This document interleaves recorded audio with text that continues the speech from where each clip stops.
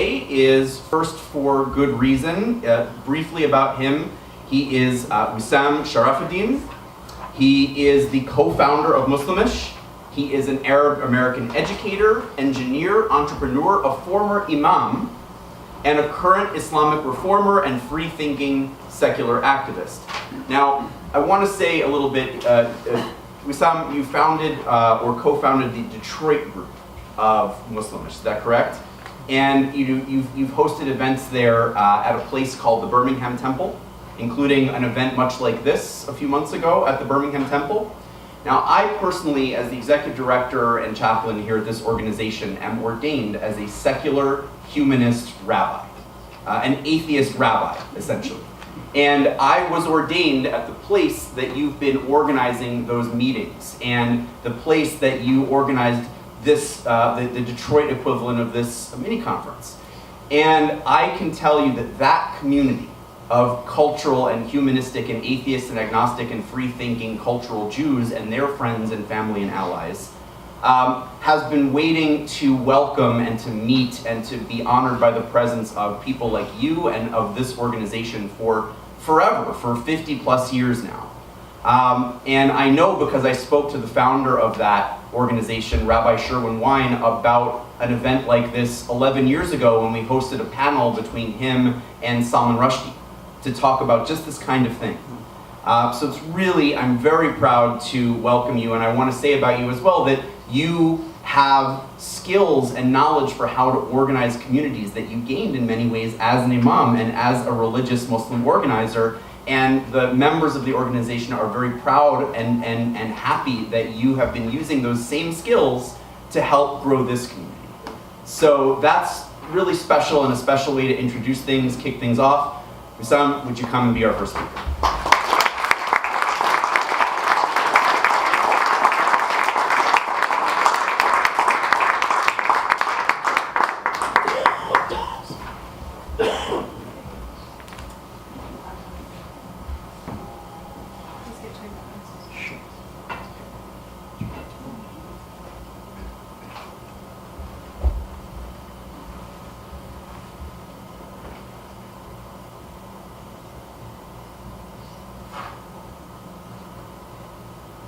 So welcome everyone, and I'm very delighted to be here. Thank you very much for the Humanist Hub for this great opportunity. It's an honor really to be here, and it's a great opportunity to visit Cambridge and the Harvard campus and the Humanist Hub, and to be a part of this community that in many ways is one of the leaders of the intellectual conversation today in the world. So we are very delighted to contribute to this conversation. So today's talk, I know that you might find on your programs a different title. I really struggled with finding a title to this talk, but the conversation is going to be around. So when you work with nonprofit, you have to play several roles at the same time. So. About dialogue. So one of the leading goals in Muslimish is to facilitate a safe environment for dialogue. If you look at the Muslimish goals, they're very simple, specific goals, and one of them is to create, and the first and utmost one is to create a safe environment for dialogue. Something that might seem simple to us, we might enjoy here, we might take for granted, but in many parts of the world, in many communities, even within the free world, even within societies that celebrate the freedom of expression, nevertheless, you can prevent governments and the authority of the government to interfere with free speech, but you cannot prevent the authority of a society and a community to limit and prevent free speech. So it doesn't. If the Constitution guarantees you free speech, it doesn't mean that society will abide.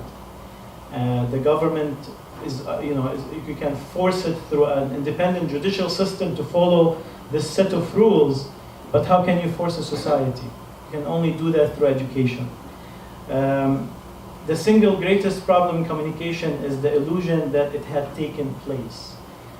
You won't talk to a person ever that he'll tell you, I'm closed to dialogue. I'm not open to have a discussion. Everyone thinks that they're open to dialogue, they're open to discussion. But how does that take place? Ironically, this channel is called the Democratic Channel.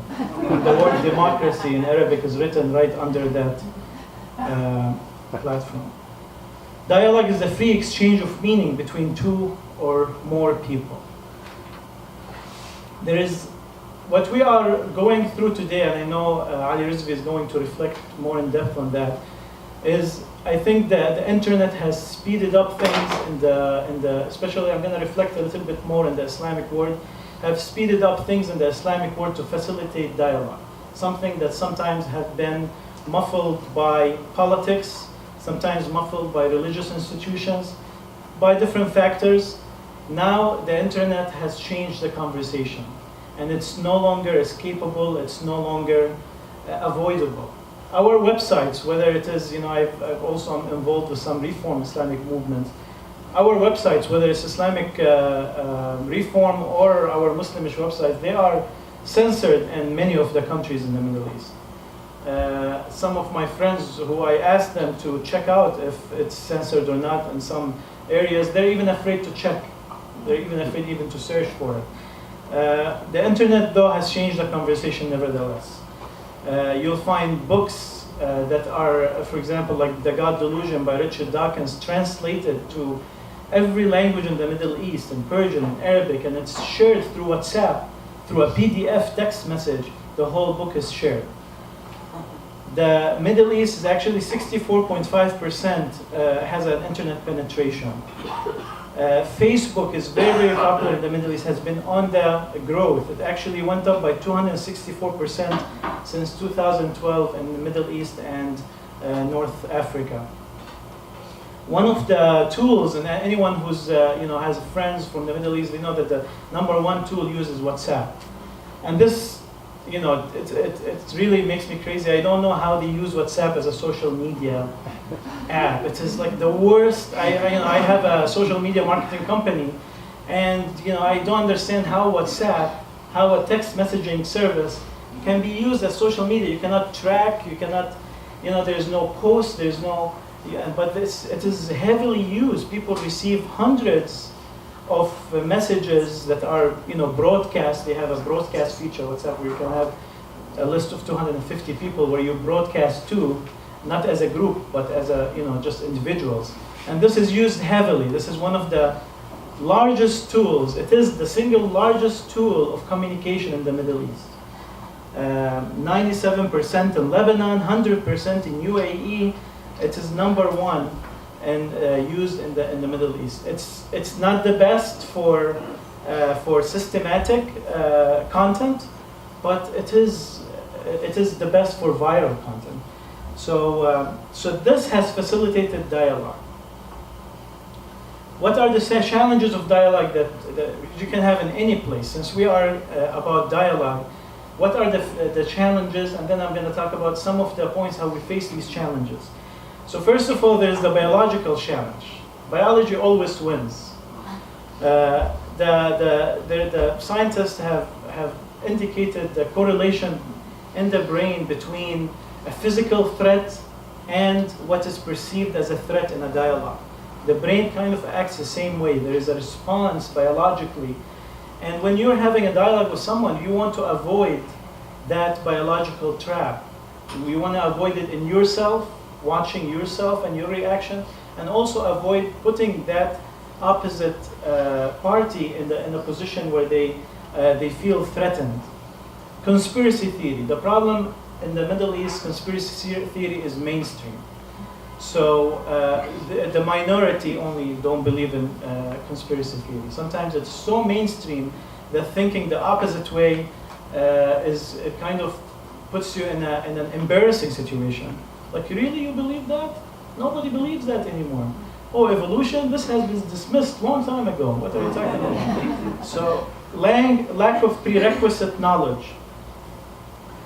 When we're having a conversation and there's so much preliminary knowledge in the conversation that is not agreed upon, then we're running around ourselves.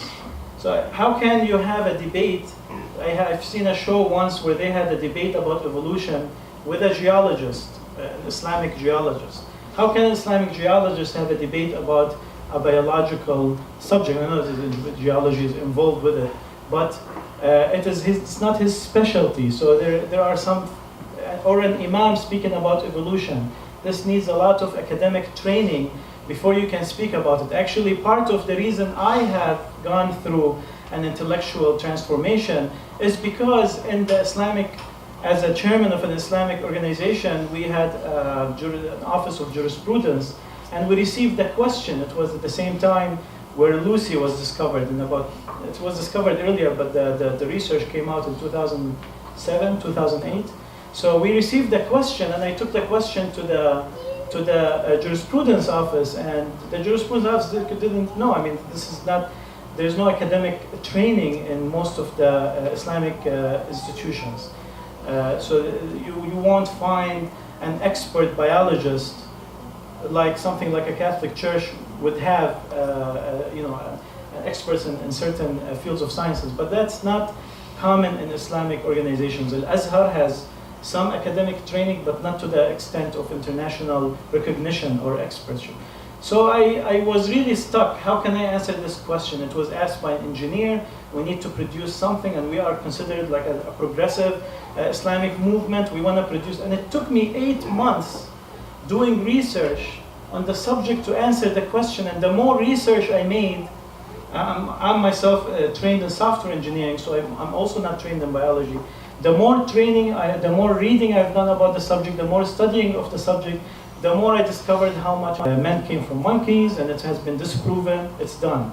And the more I learned how ignorant I was and how much I have no idea about what I'm talking about. And I was writing an article, it's called Islam and Evolution, and I published the first part, and the more I studied, it started deconstructing my understanding of life. And we're close to the University of Michigan, and I relied on discussions with some of its professors to have a deeper understanding. I just could not find a solution. It caused me to change the model of life as I understand it. So, prerequisite knowledge, closed-mindedness. I need someone to watch time for me. Maybe Ibrahim, just make some signs for me or scare me. Closed-mindedness, animosity or distrust. You cannot have a dialogue with an enemy if you perceive them as an enemy. You cannot distrust someone, distrust their motives, and have a dialogue with them. That undermines dialogue from the beginning. And some attempts of dialogue within our Islamic world has these elements within them. You cannot have that dialogue happen. It's against the definition of dialogue. Or authoritarianism. You cannot have a person with an authority, like let's say in a classroom, a teacher debate with a student. There is an unequal balance of power. Strong emotions undermine dialogue. Packaging ideas together. When we're speaking about something, don't bring other subjects to it and then try to package them together and dismiss the whole conversation. We need to stick to one subject at a time and only discuss it. Security concerns. So if a person is threatened with his security, how can he have debate? I have 2 videos to show you as an example of what I'm talking about. Before that, it was unfathomable to have such dialogues. Now they're taking place. They don't look good, but it's a start. And I'm going to show you some examples. Fear turns dialogue into silence, into violence, into masking. And how we face these challenges, establishing a mutual purpose. This is some of the requirements for having a dialogue. Dialogue is not a debate. Dialogue is not that I'm going to make you think like me or you're going to make me think like you. It is an exchange of ideas. We're putting all our ideas in a pool to increase our overall pool of knowledge. So it is not threatening. I'm not trying to change anything. I'm trying to increase knowledge. Now, knowledge might indirectly change things. That's great. That's what's the purpose of knowledge. Ensuring relaxed and safe environment. Nobody is there to win. Everyone is there to learn. It's very important to establish these purposes in a dialogue, to always go back to them. What do we want here? We want to reach that. It has to be a common purpose. If it's different purpose, it's not dialogue. Introducing all parties and their motives. You have to know who I am before we have a dialogue. starting with the prerequisite knowledge. If there is prerequisite knowledge that we need, we have to start with that. And that makes the process of dialogue long. It's a process. It's not a one-time Ahmad Didat versus Jimmy Swaggart debate that was broadcast to the whole world. Like now we're going to see Christianity or Islam is going to win. This never works. We had a big debate in Dearborn between one of the atheist community and Imam. It was held in Dearborn, where there's a high concentration of Muslims. 90% of the audience were from the Muslim community. And the cheering, it was like a boxing match. And I don't think people understood what anyone is saying. It was just, we're waiting for the next strike so we can feel that we're winning. Avoiding control, labeling, or personal attacks. Controlling the conversation, controlling the dialogue, showing that should be avoided, showing empathy and understanding with the other party. Our beliefs are part of our emotions, they're inseparable, so we have to dwell carefully. Ideas are not separate from emotions except in books. So we have to, when we're dealing with humans, we have to humanize the subject of dialogue. The human that I'm discussing with is more important than the ideas that he believes in. So I have to preserve him as a human, his humanity. I have to care about his feelings. At the same time, be honest about the ideas that I'm discussing. So it's a balance, which I'm going to talk about in a second. Prioritizing and pragmatism. There are priorities in dialogue. For example, if there are questions about the historicity of Prophet Muhammad, was he there or not there? That's not a priority to other subjects.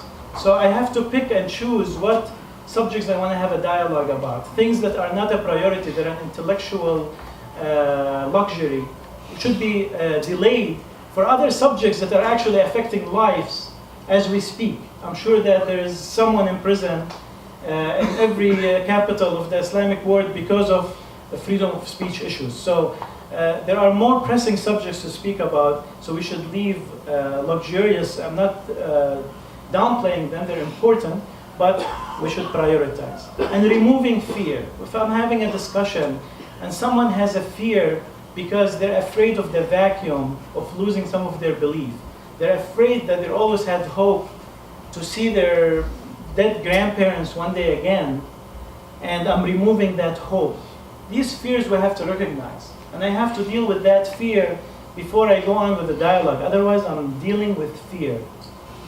Fear is the basis of most of our human actions.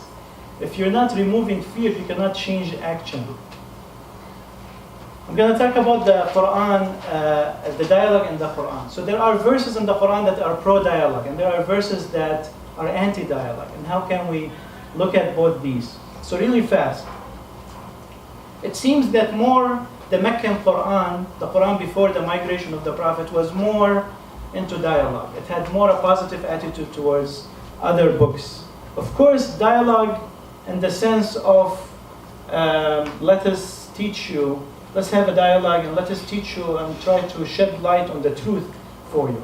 So who provides for you from the heavens and the earth? Say Allah, and indeed we or you are either upon guidance or in clear error. I consider this to be the most open-minded verse in the Quran. Inna aw iyyakum la'ala hudan aw fi dhalalin mubin. It's either or you are guided or in error. It's telling the Prophet to say that I'm either wrong or I'm right. I feel that was the best concession given in a verse in the Quran. It's in Surah Nuh in Mecca. Kalimatin sawa, this is one of the symbolic verses in the Quran. Say, people of the book, let us arrive at a common statement. The use of the common statement, very important concept.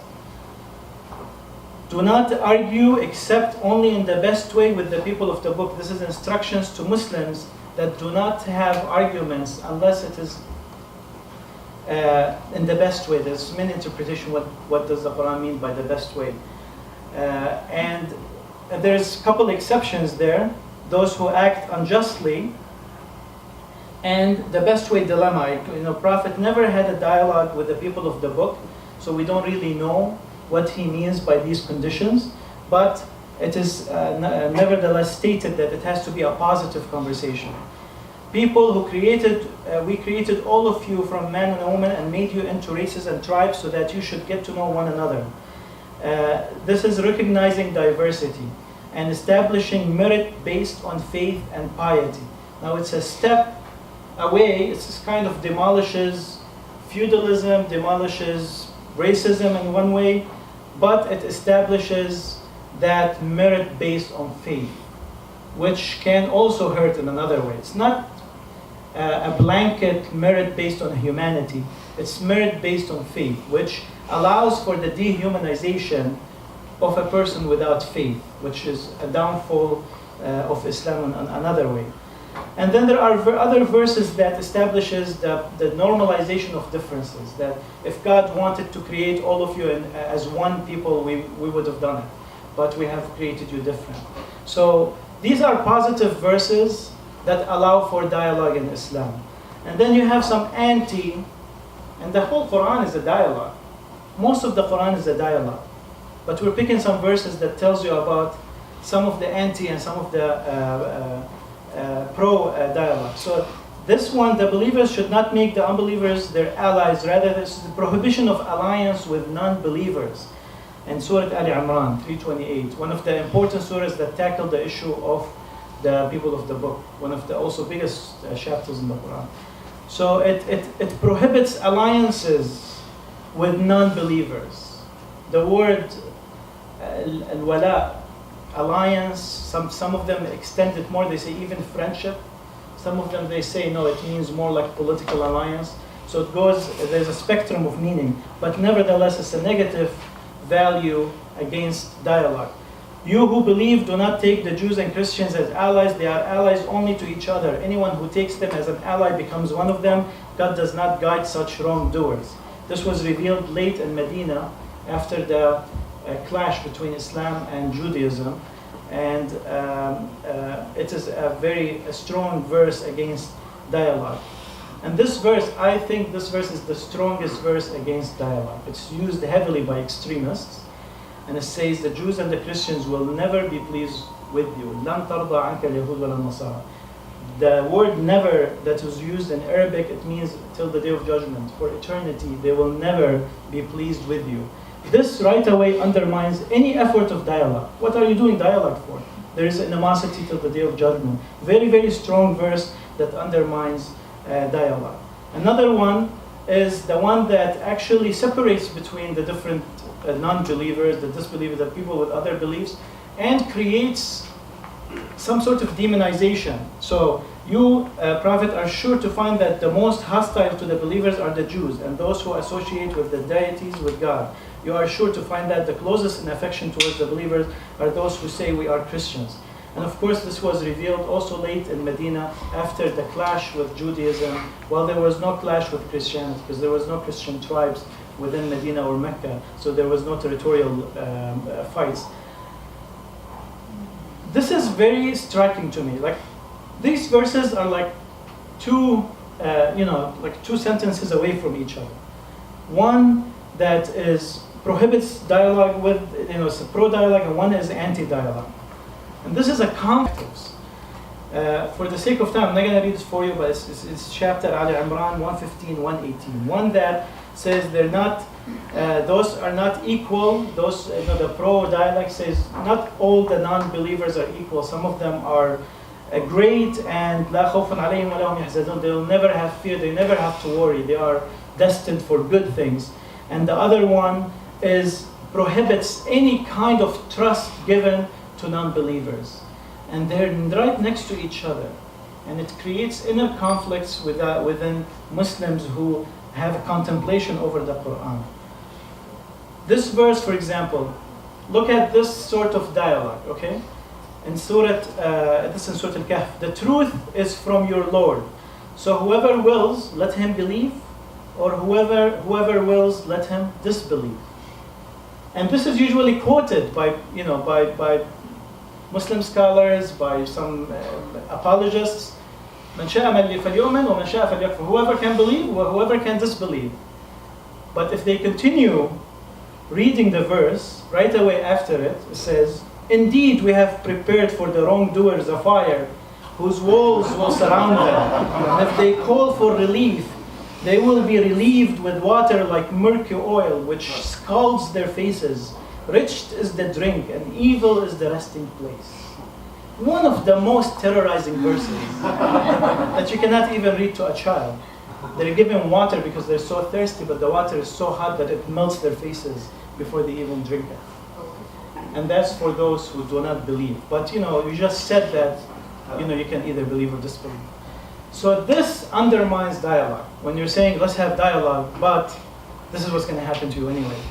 So it undermines dialogue. Now, modern Muslims have reinterpreted these verses. They said that what happened at that time, that religion was basically associated with political allegiances. So if you're a Christian, you belong to the Christian camp. It's like an army. If you're a Jewish, you belong to the Jewish army that's fighting Muslims, and because it was a wartime, so they're talking to them not as a religion, but as an enemy, as an army, as an opposing army. So that's one excuse. And another is that these are wartime verses, so they are circumstantial, while the other verses I read in the beginning, they are the rule. They are the more, okay, good, we'll take it. That's great. But the next step that Muslim reformists have to do is they have to say, okay, then we need a New Testament then. If these are wartime verses, we are no longer in wartime, so let's do a New Testament and take away the things that have only historical context. This has been talked about recently. It has been vocalized. It hasn't been done yet. It's blasphemous to attempt. But I'm telling you, in our lifetime it's going to happen. There are efforts currently taking place. So we need to be free and own your opinion, to be able to give into intellectual concession and follow convictions, and that does not present. If a Muslim is doing a dialogue, but he's restricted, he or she are restricted by certain beliefs and set of rules. In Islam, if you defy a verse in the Quran intentionally, then this is a reason for leaving Islam. You become an apostate by defying one clear meaning of a verse. If the verse is not clear in its meaning, then you can have ijtihad, you can have a difference in opinion. But if the verse is clear in meaning and you say no, then it is basically leaving Islam. So, and the Quran has over 6,500 verses. So now you're abided by this huge constitution, huge set of rules, and that muffles any dialogue. You cannot have a dialogue if you're not free in the journey of your mind. Now also, Reform Islam, which is still a baby and it's under intensive care, it's saying that let's go with the mind, and God will respect that, not the book. So it's a modern way of looking at it. Now, this is an example when dialogue is now taking. It's a good thing that it's starting to take place. This is a huge courage.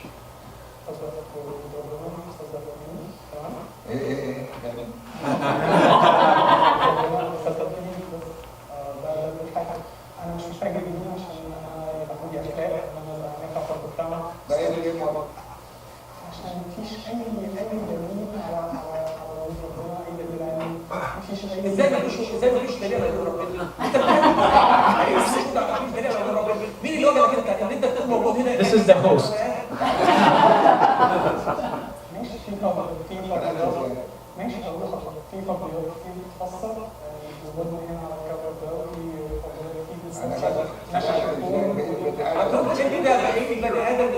انت موجود ازاي يا دكتور؟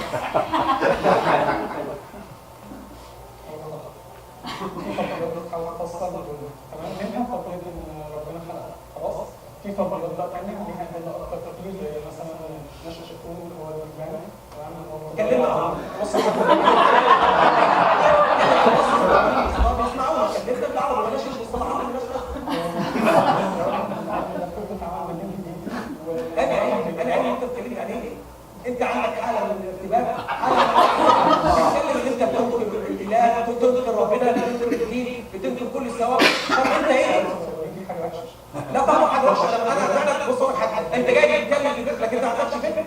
انت عندك الحاد، عندك كفر، ما ينفعش ان انا نخلي ده. انا بقى اسف جدا يكون معايا شاب مصري بهذه الصفات. انا اسف بعد ما يكون معايا انا ان شاء الله اكمل معاك وتبقى موجود معانا في الحلقه. للاسف الفكر لا يتناسب. ما ينفعش ان احنا نروح لافكار افكار اصلا هتلاقي انت ما قلتش ولا كلمه من قلنا عنك وبتاع.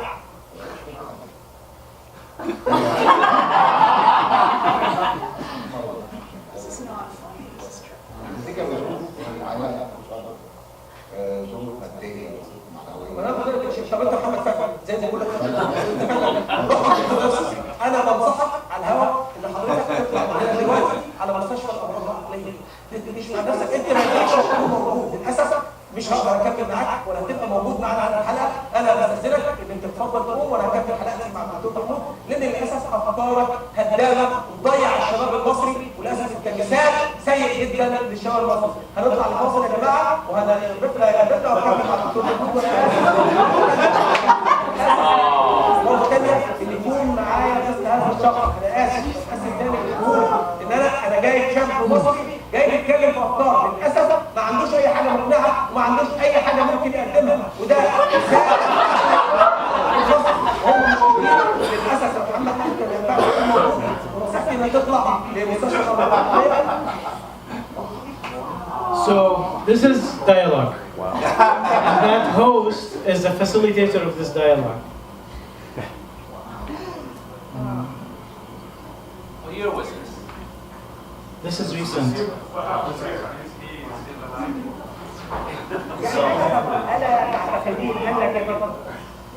So, okay. And you notice that he's apologizing to his audience. And now this is on TV with a respected scholar from Al-Azhar, the biggest Islamic authority in the Sunni world. And imagine what this guy is going to face in the neighborhoods of Egypt. This is another example, it's shorter. This is in Lebanon.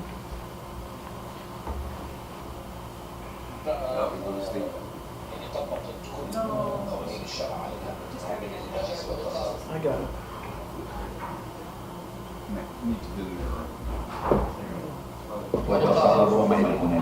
هل أقبل بها أن تسلم الجمهورية؟ لا. بقول النبي صلى الله عليه وسلم خاض قوم ولم يكرهوا. نهى النبي عن ذلك. عندنا نصوص شرعية. ولا أقبل أن يكون نصرانيا رئيس الجمهورية. هل حضرتك بتطالب بتطبيق الجزية على المسيحيين في مصر؟ أطالب بتطبيق شرع الله عز وجل. الجزية، أنا أسأل عن الجزية، هل لو علم النصارى معنى الجزية لطالبوا بتطبيقه. ما هو معنى الجزية؟ شرع الله كلية لو طبق شرع الله عز وجل لكان أسعد الناس النصارى. تعلم تعلم يا أخي إن حلق اللحية الذي أنت فيه من خوارم المروءة. طبعا هي المشكلة كلها في شوية الشعر. بقول اتق الله. هذا كلام أجمع عليه الأئمة الأربعة. متأكد؟ أنتم لا علم لكم بالشريعة أصلا. ما أنت ما تعرفش. أنتم تبحثون عن إسلام أمريكا وأوروبا. صح. في إسلام في أمريكا وأوروبا جنة. الإسلام اللي عاوزاه أمريكا وأوروبا. صح. إسلام منزوع الأنياب. منزوع الدم. إسلام يا حبيبي الانبطاح أمام الفكر الصهيوني والأنجلو توراة. يا أخي اتق الله بطل تدلس على الناس. أنا اللي بدلس. أنا بسأل أهو. أنا اللي بدلس. بسأل والله لا تعرف الحق أصلا. في المسيح إن هو كافر أصلا. والله هو كافر بنص كتاب. مصر إسلامية إن شاء الله ولن يكون. مصر مسلمة. هي مسلمة غصب عنك. ده أنت اللي ضاع الإسلام منك. والله العظيم. اتق الله وتأدب إلا سلكتك بحد لساني. وأنا أمسك نفسي قدر طاقتي. لأنك تستحقها. وأنا عم لسان. لا تسقط أمامك. تحت الهواء وريك السنة. تحت الهواء. والله تأدب. تحت الهواء. والله في اعتزال.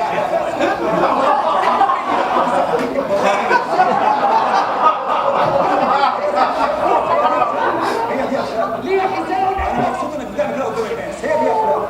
تأدب. هي دي أخلاق. أنا أعلمك الأدب وأعلم جماعتك كلها. بس برضه عليك إنك تمسك حساب. أنا مبسوط. I think that's enough to show another example.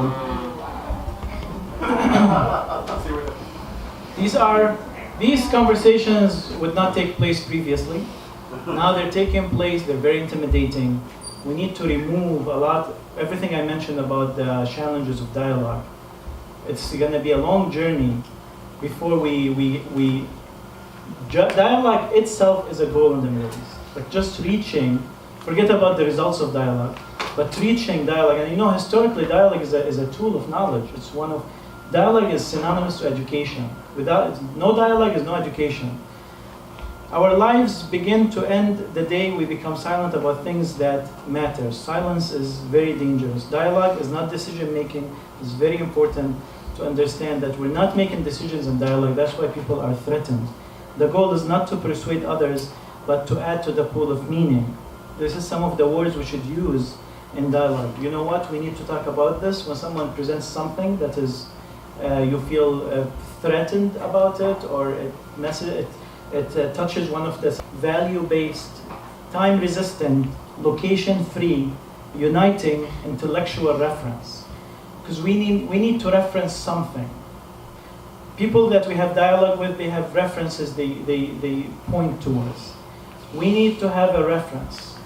And from looking at, I just finished a trip in Europe, and being in Boston itself is inspirational. We have seen in history the importance and effect of documents, of declarations, of statements. They might seem just words, but once they are solidified in the form of document, once you have people names inscribed on them, they grow in power, signature by signature. We have seen it with all these documents. I don't know if, it's not there, okay, but you've seen it with the declaration of, maybe, okay, just mirroring. It's fine. I just thought that the picture is important for referencing. Okay.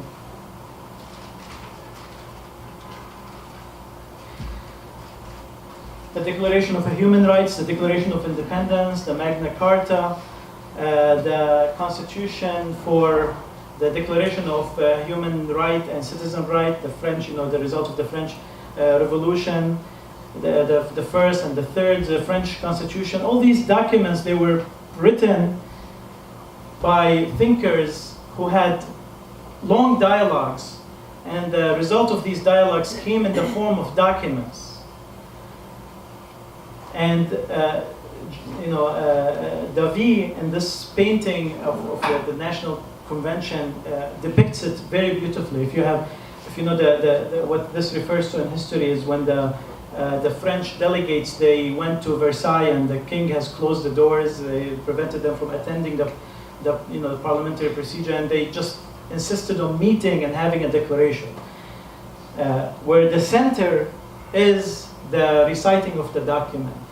It has replaced the king, it has replaced the church, it has replaced the noble class. It was replaced by a document, by the document. So I think the next effort is working on a united document that we can use as a tool to unify all the forces. That is the purposeful dialogue that we can have, is having that document that summarizes our purpose. And you're going to see more of that as we proceed. And it's a very exciting time for us because we're living that history right now. We are in the process of making that history, and you'll see it as we progress together in this effort. We'll see where this is going to take us. Thank you very much.